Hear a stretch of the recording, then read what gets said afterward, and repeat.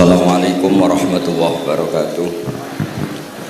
Bismillahirrahmanirrahim. Alhamdulillahirabbil alamin. Wassalatu wassalamu ala asyrofil mursalin sayyidina Maulana Muhammadin wa ala alihi washabihi ajmain amma ba'du. Ingkang pertama matur nuwun angsal gelar Gus Kiai. Dados mun sempurna niki. Nggih, teng ngarsa para keluarga besar Mbah Munawir, keluarga besar Mbah Makmum, sedanten mawon ingkang kula hormati, ugi alumni senior wonten Mbah Mus, Mbah Idris, sedanten keluarga ingkang kula hormati. Wau Mbah Mus cerita mergi menangi Bali Maksum, kula sesuai kontrak baca kitab karangan Bali Maksum. Kula pernah digojlok seorang wartawan. Kados ceritane Mbah Mus wau. Saking menyatunya fikih dengan perilaku niku maling mawon bermadhab. Dados wedhus niku nak teng jaba iku ilang, tapi nak babi iku mboten. Mergi maling niku ngerti nak babi iku haram, wedhus niku halal. Pas penjaraan teng Jakarta nggih ngoten, wonten tiyang jarah babi. Jangan ini haram, kambing saja. Jadi saking menyatune pendidikan Islam niku maling mawon tesih gadah madhab. Dinak nyolong niku wedhus mergi halal, ampun nyolong napa? Babi. Niku kisah nyata, kula nate dolan teng daerah mriki. Kenapa ini di luar kalau itu di dalam? Oh, kalau ini di luar enggak ada yang nyolong, Gus. Tapi kalau di mergo sing teng jaba niku babi, sing teng jero wedhus. Mergo jare malinge tesih bermadhab. Terus memang cerita-cerita seperti itu kathah mboten sekedar anekdot. Sementing kula badhe crita tentang zuriyah-dzuriyahipun Bali Maksum wonten sing nom-nom lah sing kula wani ngandani wonten Mas Hilmi, wonten Mas Zaki, wonten sedanten Mas Afif. Kenapa kitab itu harus dibukukan, harus didokumentasi, dan kenapa Bali Maksum menulis Hujjatul Ahli Sunnah wal Jamaah? Kula boten niat pamer, kula niki nggih pembaca Al-Ibris, pembaca Al-Iqlil, pembaca risalahnya Bali Maksum Hujjatul Ahli Sunnah wal Jamaah. Saya juga baca buku-buku karangan orang-orang dulu, terutama tiang Indonesia. Karena Mbah Mun sering pesen wa ma arsalna mir rasulin illa bilisani qaumi. Jadi orang itu jadi rasul itu pasti dengan gaya atau budaya masyarakatnya. Termasuk wong desa niku hormat tamu. Nah ning kota niku bentuk hormatnya beda. Mulane wonten kiai desa muni fal yukrim jarahu iku nak ketemu tonggo takok, nak ora takok sombong. Nak kiai kota walian, nak ketemu tonggo aja takok, iku ganggu privasine wong. Dados makna ikram tetep, tapi implementasinya bilisani qaumi. Orang kota itu kalau sering ditanya itu mesti protes karena privasinya terganggu. Tapi kalau di kampung itu suka ditanya karena itu dianggap keramahan. Makanya kula niku termasuk orang yang jarang bertamu. Mergi kula gadah trauma kalian kakakipun Gus Yofur Gus Kamil. Beliau berkeyakinan silaturahim sae. Dolani alumni. Bareng didolani assalamualaikum matur nuwun Gus rawuh. Niku alumni niku ilang awan-awan Gus. Mergo kepengin hormat nyembelih ayam, ayame jek dolanan. Pitik itu teng desa kan pacare kuwadah, golekane angel. Bar salam niku ilang sampai sak jam. Bali runtusen, pitike mboten kecekel. Akhirnya ngapunten Gus mboten saged hormat, ngapunten mboten saged hormat. Itu bukti bahwa implementasi syariat Rasulullah itu juga harus dipikir. Ojo pepes seneng silaturahim, santri alumni melarat kerja teng pabrik jam 09.00 didolani. Akhirnya mikir, sitok kiaiku, sitok bosku. Nak hormat kiaiku diamuk bosku, nak hormat bosku gak hormat kiaiku. Hal-hal seperti ini kemudian melahirkan satu kearifan setiap kiai di era masing-masing. Terus kula mboten berargumentasi membela diri niku mboten, tapi memang bapak kula kesaksiane Mbah Mus, beliau teman bapak kula niku seneng silaturahim. Terian bapak ki sering dawuh teng kula. Sok kowe ya ora kaya aku. Mbah Mun ki sering dawuh teng kula, kowe ya aja kaya aku, wong beda zaman. Karena tadi dolan ning santri sing mboten enten, assalamualaikum terus ilang ngejar pitik awan-awan.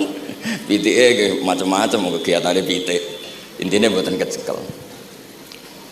Kemudian iki teng kanca-kanca teng adik-adik sing hafid sing hamalatil Quran. Kula pesen belajar niku belajar sisi belajar itu harus cari sisi ekstrimnya. Kalau bolak-balik matur di berbagai kesempatan. Wow, kekhawatiran Mbah Mus kalau ada orang hanya kembali ke Quran itu memang bahaya sekali. Bayangkan kalau ada orang misalnya hanya mengharamkan al-jam'u bainal ukhtain, karena itu yang disebut Quran wa antasma'u bainal ukhtain. Jadi yang haram itu menikahi kakak dan adiknya, adik dan kakaknya sekaligus. Di situ tidak ada penjelasan perempuan dan budenya, perempuan dan mbahnya. Kemudian zaman Nabi Sugeng hanya ditambahi wala binal mar'ati wa ammatiha, wala binal mar'ati wa kholatiha. Dan tidak boleh menikahi perempuan pesbuliknya atau budenya. Nabi sempat melarang. Karena kula sebagai lelaki niku jek masuk lah. Misalnya bojone jenengan umur 17 tahun, bulike umur selawe 17 jek mungkin masuk lah dalam definisi biologis itu masih masuk. Dan Nabi tidak pernah menambahkan wala binal mar'ati wa jaddatiha. Karena kalau istri kita umur 20, banyak mungkin umur 70. Itu kira-kira nggak usah dilarang ya orang kepikiran lah. Jadi orang kepikiran ya rodok sableng. Nah, kemudian kalau hanya kembali ke Quran, nanti kita hanya mengharamkan al-jam'u bainal ukhtain, karena itu yang disebut Al-Quran.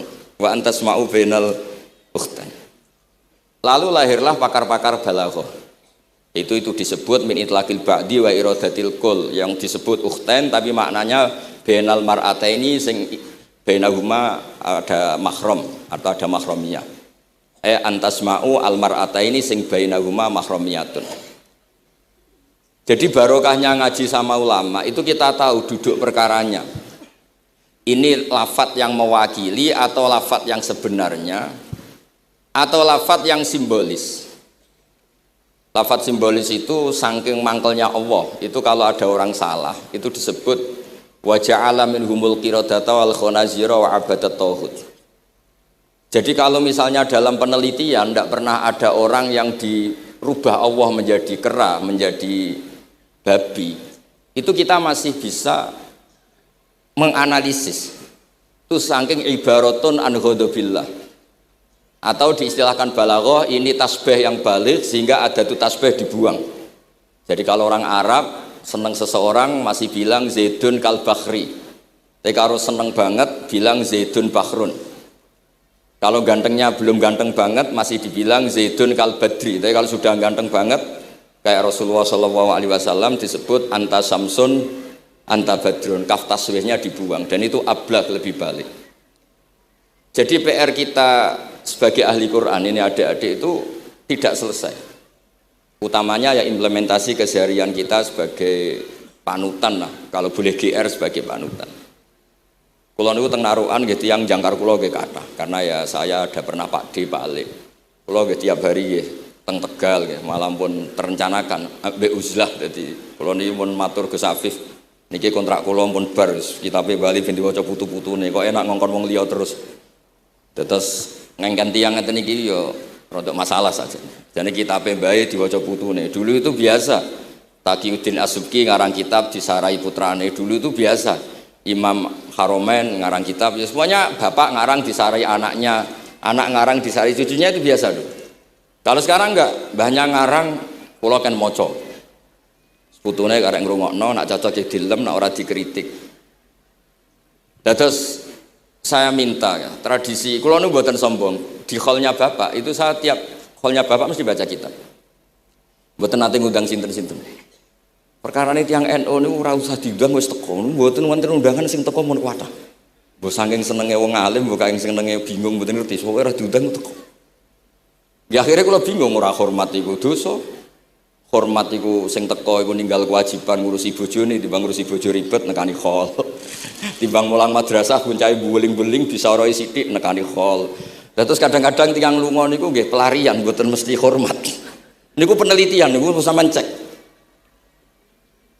Terus niki kula cerita pentingnya belajar Quran. Kemudian tradisi kita termasuk tradisi Bali Mbah Munawir. Kula tahu banyak lah tentang cerita Mbah Munawir karena nggih bapak saya itu hafal Quran, mbah saya hafal Quran dan di antara sanadnya pasti lewat Mbah Munawir. Quran di Indonesia itu kalau nggak lewat Mbah Munawir di antaranya lewat Kiai Said Sampang. Sekarang sudah generasi ketiga kalau nggak keempat yang sekarang, kalau nggak salah Kiai Rafiq bin Mansur bin Kiai Said. Dan di keluarga kula nggih, keluarga Lasem sama keluarga Damaran di Kudus. Dulu itu di antara keagungan Quran itu keahliannya ulama memberi penjelasan. Sebab itu disebut wal kitabil mubin, punya kemampuan mencerahkan. Kalau memberi analogi, kalau kita belajar Ihya, itu hal yang tidak masuk akal itu menjadi masuk akal. Misalnya begini, orang itu kalau dirasani itu harusnya seneng karena itu app kamu dibuka dan kamu menjadi tahu. Lau akhbaroka mukhbirun bi anna fi jubbatika akroban au hayatan akun tataskuruhu. Kalau ada orang memberitahu saya bahwa di baju kamu ada kalajengking atau ada ular berbisa, kira-kira saya matur nuwun apa enggak? Harusnya matur nuwun karena itu bahaya sekali kalau ada di tubuh saya. Harusnya ketika orang itu dikritik dengan kesalahan yang nyata, bukan fitnah, kesalahan yang nyata. Kesalahan Anda itu lebih mudirrah fi dunyaka wa akhiratik. Kesalahan Anda itu bahaya sekali di dunia dan akhirat. Sekarang kamu menjadi tahu karena dikasih tahu. Harusnya matur nuwun sama yang ngasih tahu. Kama anna huzati lau akhbaroka mukhbirun fi anna fi jubbatika hayatan akroban akun tataskuru. Pasti kita terima kasih. Tapi kita sebagai hafid Quran kalau disuruh belajar fikih, wong aku mondok kon ngapal kok belajar fikih. Kadang-kadang malah saking kaconya itu. Aku wong Quran, iku wong kitab. Memangnya kitab jubuk konti nak boten nggih Quran. Jadi masalah-masalah yang saya sering dikelui beberapa kiai termasuk Gus Kafabil Lirboyo pernah cerita, saking nggak pernah ngajinya, ada orang takut mutah karena hamil pas sholat ngunyah permen. Nggak tahu kalau itu membatalkan apa? Sholat. Jadi banyak cerita-cerita nyun sewu tanpa ingin tangkis merendahkan hafidh-hafidhoh kita, hamalatul Quran, hamilat ini ada masalah fiqhiyah keseharian. Kalau dulu itu udah ada. Kunna nata'allamul Quran, kunna utinal iman qoblal Quran. Kita ini dikasih iman dulu baru dikasih Quran, sehingga iman kita mantep. Baru belajar Quran, fana ta'allamuha asro'aya asro'aya. Dulu kalau istilahkan Quran memang pakai dhamir mu'annas karena artinya ayat. Terus dan kita tidak beralih hatta nata'allama halalaha wa haromaha. Dan kita tidak beralih sebelum tahu halalnya mana, haramnya mana. Ini penting karena ada hal-hal yang sifatnya itu fatal kalau tidak ngerti. Misalnya tafsir, itu ada ayat wa min samaratin nakhili wal a'nabi tattakhiduna minhu sakaron. Ketika khamr belum diharamkan, itu masih Allah imtinan. Imtinan itu menyebut nikmat. Di antara nikmat itu disebut tattakhiduna minhu sakaron. Kamu itu kalau punya buah anggur bisa agak-agak ngefly dan itu bisa melupakan problem Anda. Kemudian ketika perang, itu orang Islam itu sadar, yang orang kafir itu agak sakau, agak sakaron. Kalah dia pede, yang orang Islam gak pede karena sadar. Akhirnya masih ada jawaban kul fi ma itsmun kabir wa manafi'u linnas, termasuk terus kendel. Akhirnya ya sama-sama agak ngefly, sebagian ya tidak semuanya. Sehingga haramnya khamr itu sampai 3 kali periode.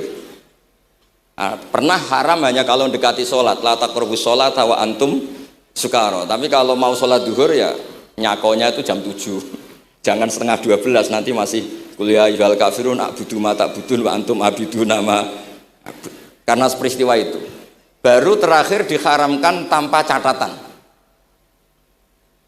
Nah hal-hal seperti ini misalnya saya ini Mbah Mus sering ngendikan, Pak Kures juga sering ngendikan, saya tidak percaya terjemah, kata Mbah Mus. Ya karena kalau terjemah itu berdiri sendiri, ada ayatun mansukhoh atau ahkamun sing mansukhoh atau hukmun sing mansuh.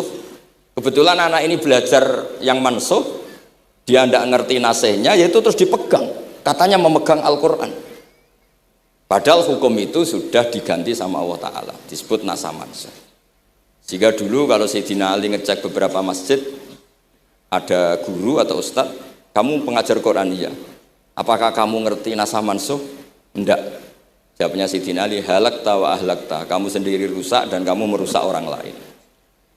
Nah, ketika di Kerapia itu ada Mbah Ali Maksum, Mbah Maimun itu sering cerita ke saya, dhisik iku hak Mbah Munawir saking kepingine santri Quran yang ngaji kitab. Iku kalau ada santri Lirboyo atau santri mana mulang muin itu Mbah Munawir ikut sebagai percontohan ben santri-santri itu seneng ngaji fikih. Terus kata Mbah Mun, saking kesemseme Mbah Munawir iku ambek wong alim, delalah besanan wong alim. Dulu Mbah Zaini pernah angsal keluarga Lirboyo. Sehingga beliau punya dzurriyyah teng Lirboyo. Terus besanan kalian Mbah Maksum. Nyai Hasyim angsal Bali Maksum. Sehingga terus di Krapyak itu banyak orang-orang alim. Tapi terus Mbah Mun cerita kabeh ono regane, Bali Maksum terus populer sebagai alim alama. Sehingga yang ke Krapyak itu ya ora pati niat tahfidz, niate ngaji kitab. Singkat cerita di era itu ada Ki Abdul Qadir, tapi pondok Krapyak Bali Maksum terlalu populer sehingga terkenal ngaji sorof Bandungan. Sehingga dulu di Indonesia itu ada sorofnya Mbah Ali Maksum, ada sorofnya Mbah Maksum Ali Kuaron itu. Nah yang sorofnya Mbah Ali Maksum ya fa'ala yaf'ulu uf'ul. Kalau sorof di Mbah Maksum Kuaron fa'ala yaf'ulu fi'lan. Yang satu ngikuti fi'il itu ya harus jejer fi'il, yang satu ngikuti jurumiyah. Kalau yang dikatakan master itu sing yaji'u salisan, yang datang ketiga dalam tasrifnya fi'il. Sebab itu terus tradisi sorof tadi yang dalam apa itu latihan munakosah tadi diteskan anak-anak. Itu memang penting karena kalau kita nanti belajar sab'ah, sorof itu segala-galanya. Misalnya qiraatun Nafi' itu bacanya fala yuhzinka qauluhum. Karena beliau berkesimpulan kalau khazana yahzunu husnan itu susah, bukan menyusahkan. Yang makna menyusahkan itu af'ala yuf'ilu ifalan, sehingga qiraat apa ya antara fala yahzunka qauluhum sama fala yuhzinka qauluhum. Tapi Imam Asim cara berpikir secara riwayat tentu qiraat itu sunnatun muttaba'ah. Banyak lafadz yang sudah seperti itu sudah mutaaddi, kayak kota layak tulu kotlan itu kota lahu, bukan akta lahu. Sehingga beliau menganggap khazanah yahzunu sudah mutaaddi binafsih, jadi nggak perlu dibaca fala yahzunka qauluhum, cukup dibaca fala yahzunka qauluhum. Dan saya berkali-kali matur teman-teman yang mengkaji Quran, kafa ayak fu'ukufan itu bacaannya Imam Nafi', karena memang yang maknanya mukafa'ah itu mahmuslam. Tapi orang Quraisy itu nggak suka hamzah, sehingga ditakhfif menjadi kafa ayak fa'ukufuan. Meskipun mereka tahu kalau itu mahmuslam. Nah Imam Asim di beberapa bentuk fi'il itu masih memahmuskan. Misalnya Allahu yastahzi'u bihim. Di isim fa'il juga mustahzi'un. Tapi kalau masdar beliau bacanya huzuan, kufuan. Padahal di fi'ilnya bukan nabiyun, tapi nabi ibadi anni anal ghafurur rahim. Tapi di nabiyun jadi nabiyun, harusnya kan nabiun. Fa innan nabiyya man naba'anillah. Dikatakan nabi itu orang yang menceritakan ketentuan Allah. Harusnya nabiun. Jika qiraatun Nafi' ya tetap wan nabiin, ya ayyuhan nabiu. Nah, berkahnya Mbah Munawir orang terus menjadi tahu qiraat sab'ah. Dan berkahnya Mbah Ali kemudian orang tahu duduk perkaranya. Kalau nabiun dari nabiun bimakna man akhbaro anillah. Dan terus berkahnya wow, kalau saya boleh GR berkah Gus Gofur kula berkah ngeten-ngeten iki duka Kiai Peres napa Kiai media iki mboten roh. Berkah ini terus kula ngomong terus. Saya tidak khawatir salah, bukan karena saya maksum ndak. Wong Islam pun pinter. Nak bener minallah, nak salah kok Gus Bah. Jadi kula niku umat gelum. Jadi penak wong Islam niku penak. Kula nu sering tahajud nak ndonga ya Allah, kula niku pede mawon nerangno Quran. Mergo tiyang Islam pun sae. Nak bener jare jenengan, nak salah kula. Lah nak kula sing salah nggih sederhana mawon. Kula abdun, kula kawula, kula nak ndonga nggih Rabbana dzalamna anfusana. Sebelum disalahkan orang juga saya sudah merasa salah. Wa akharuna atarafu bi dzunubihim khalatu amalan sholihan wa akharuna wa sayya. Mulane kula suwun kangkang mbak-mbak sing khatam Quran pede mawon. Bahwa yang Anda lakukan menghafal Quran itu sudah benar. Meskipun Anda tidak sempurna, misalnya Anda tidak faham, Anda tidak bisa melakukan.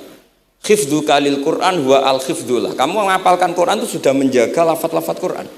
Sehingga lafaz Quran tetap mutawatir, lafaz Quran tetap ma'ruf, tetap masyhur, sehingga ketika ada yang memasukkan Quran konangan. Tapi kalau yang hafid sedikit lam yablugh adadat tawatur, takutnya kalau ada yang menyalah, ada yang apa itu tidak diketahui. Ini barokahnya hamalatul Quran sing aksar wa aksar itu kita terjaga. Nah, itu yang dimaksud Mbah Mus, Quran itu harus jadi budaya. Ning desa iku wong ra salat lah. dengar ada warung ayamnya tiren nggak disembelih itu tidak mau makan, haram. Padahal dia rasolat itu lebih dari haram. Tapi tetap nggak mau makan ayam tiren. Nggak sholat disuruh makan babi ya nggak mau, haram. Sampai tadi yang nyolong saja milih wedus bukan meleng babi, karena babi itu haram.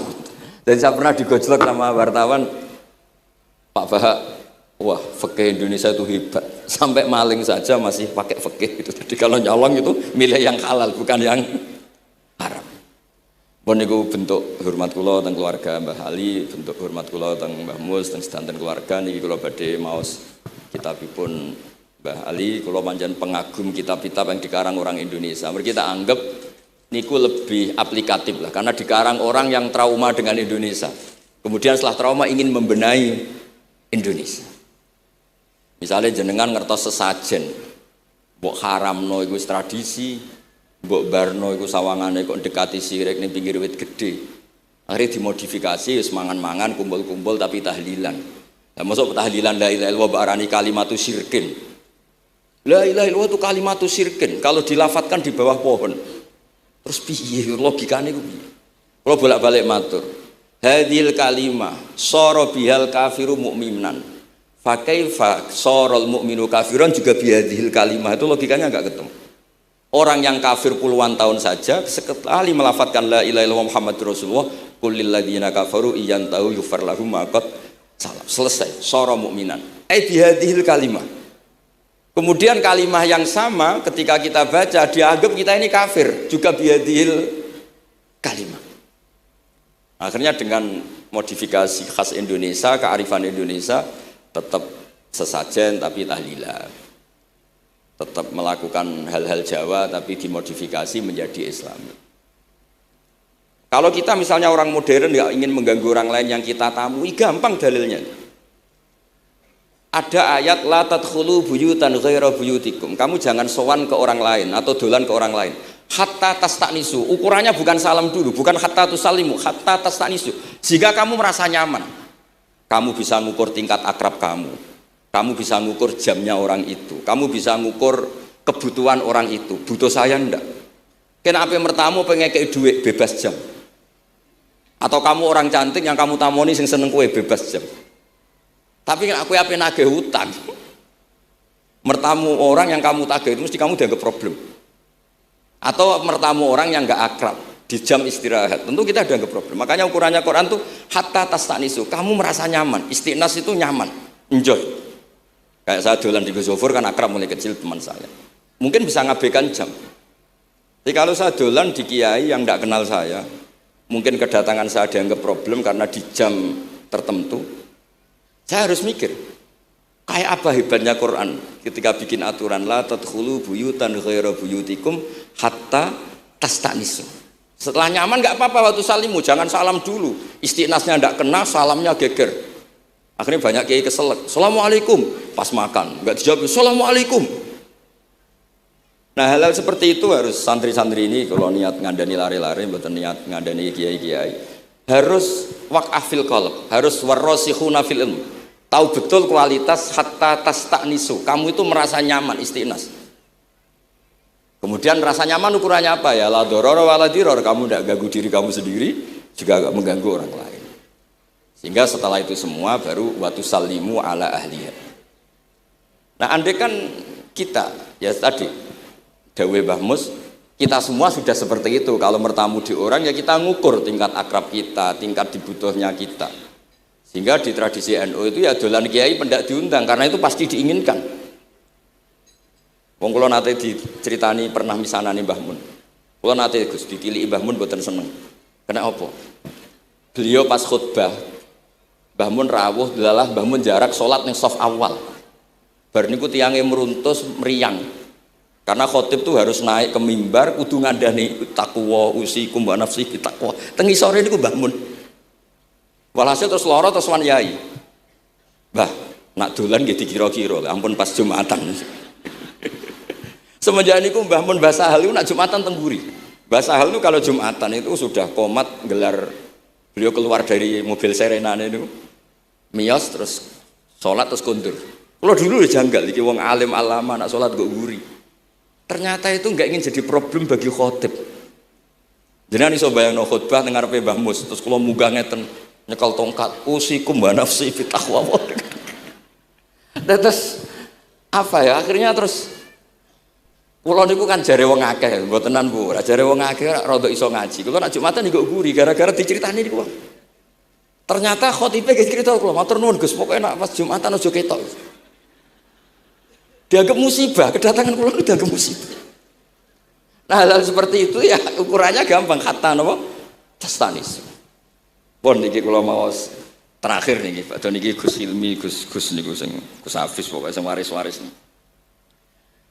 Niki cerita kemarahanipun Bali Maksum ngadepi firqah-firqah kelompok-kelompok sing mboten jelas nih. Oleh ngendikan niku kula masih ingat karena saya khatam kitab ini itu 2 kali.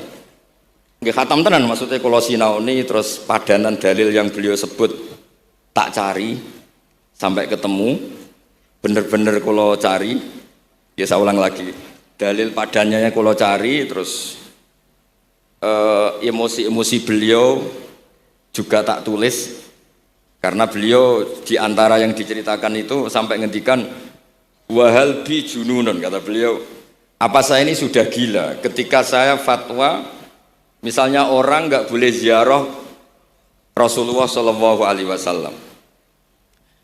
Itu artinya menghalangi orang ketemu nabinya. Makanya bener Mbah Mus tadi, ada orang tuh debat, wiridan itu sunat atau ora?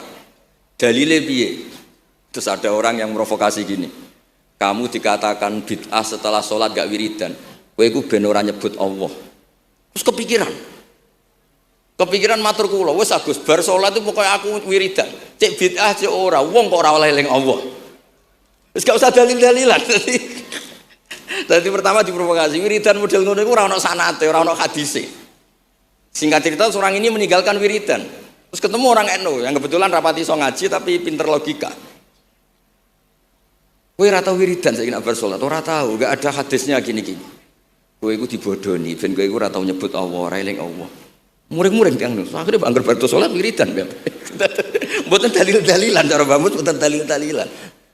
Lah niki nah cara Mbah Maksum istilahno betapa kaconya orang sing yahulu bainahu wa baina nabi, memisahkan orang itu dengan nabinya Muhammad sallallahu alaihi wasallam.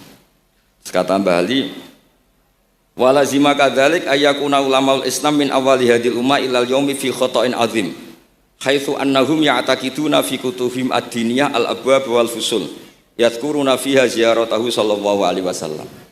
Kata beliau, wa inni bima ahmidu min laqabi kiai amuru wa usaddidu fil amri kullu mu'minin ayasudda rahlahu tariklahu ila ziyarati. Jadi beliau sendiri di sini juga, dan saya atas nama sudah diberi gelar kiai memberi fatwa begini.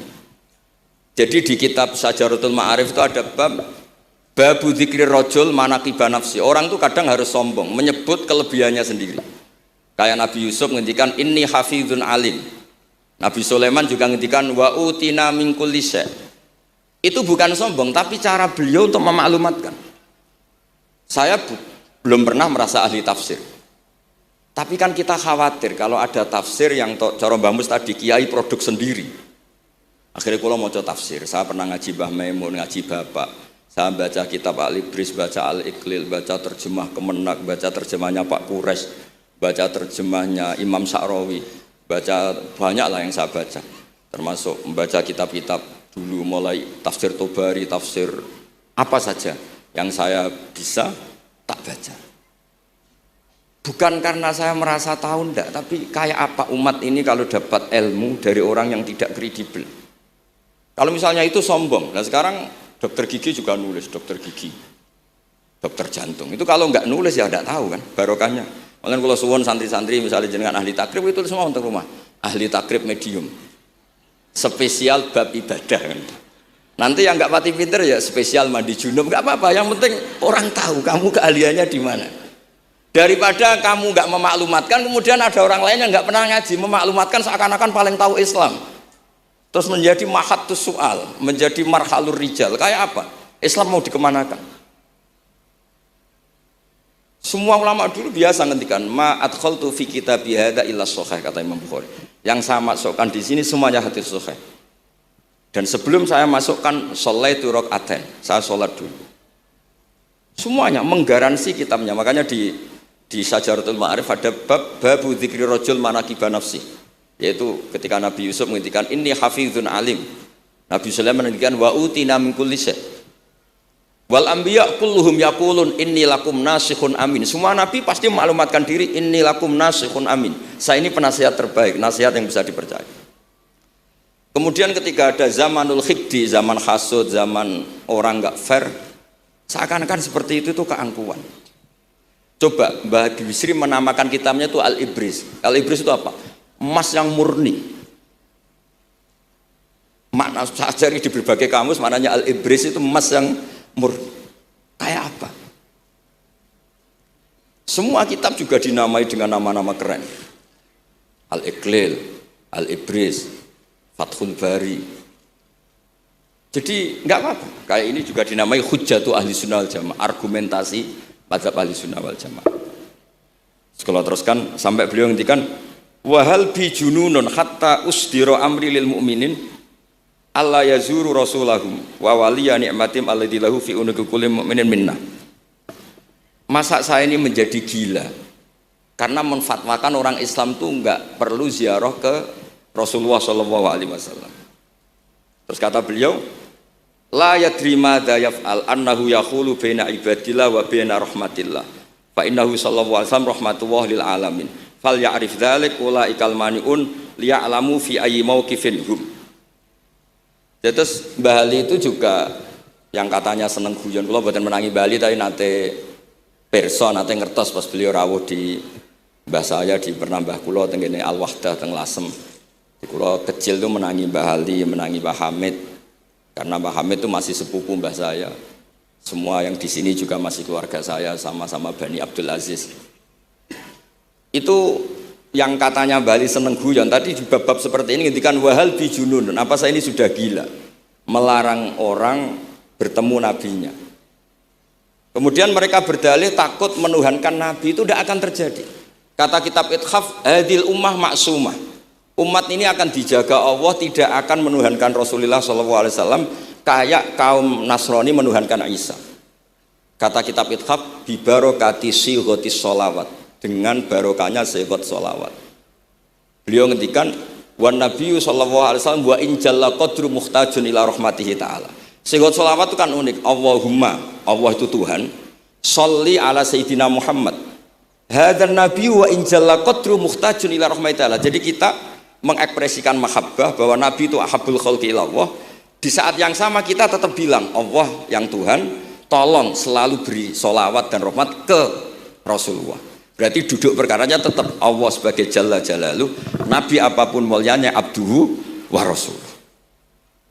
Jadi sholawat itu sudah sehat yang insya Allah tidak akan menjadikan hadil ummah mengkultuskan Nabi hatta rofa'uhu ila darajatil uluhiyah. Karena barokahnya sehat sholawat tetap Allahumma al-mu'ti wa nabi wa injalla qadruh al-mu'ta yang dikasih. Jadi hadis sehat itu sudah siwatul tauhid, siwatul mahabbah, siwatul alaqah baini wa baina Rasulillah sallallahu alaihi wasallam. Kayak apa hadil ummah? Ya tapi tadi bener dawe Mbah Mus. Nerangno ngene iki bagiane kiai ning desa rasa diterangno wis sholawatan. Jadi kepenak rasa dalil-dalilan wis sholawatan. Tapi memang resiko gak ada yang menerangkan suatu saat kalau ada itsaratus syubuhat itu terus mereka bahaya. Makanya ada yang ngalahin nerangno sepatus ini masih terjaga.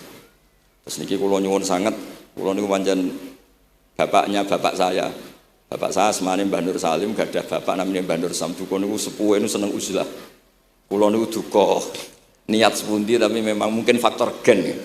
Saya itu termasuk orang yang nyun sewu sekali terganggu kalau sering ada acara-acara malah nih mun wayahe lah niki mun wayahe Mas Afif, Gus Zaki napa Gus Ilmi mus wayahe nyai, wayahe ngaji mulang kitab mbah iki teng ngarepe wong akeh dadi nak salah izin. Ojo ngomong ngarepe santri keliru jare laduni benus. Sok repot. Terus niki mboten niat menapa nggih mboten mawon. Assalamualaikum warahmatullahi wabarakatuh.